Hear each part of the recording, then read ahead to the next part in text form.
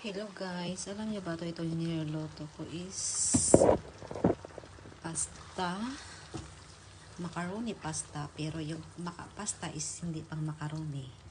So guys, alam mo ba kung anong nilagay ko dyan? Bacon siya na may cooking cream at saka cheese. Yan lang, simple lang. Okay lang kahit simple lang. Ang importante dyan, yung pagluluto mo is galing sa puso mo, charot. Para masarap, o diba guys? Tingnan nyo guys, masarap yan guys. Yan. See? Yan. Grabe ano.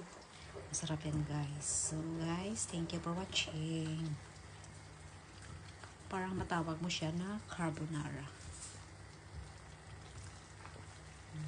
Pero is macaroni cheese talaga ito guys. Ang pinagkaiba lang, ang pasta. Yung ginamit ko dito na cheese is cheddar cheese.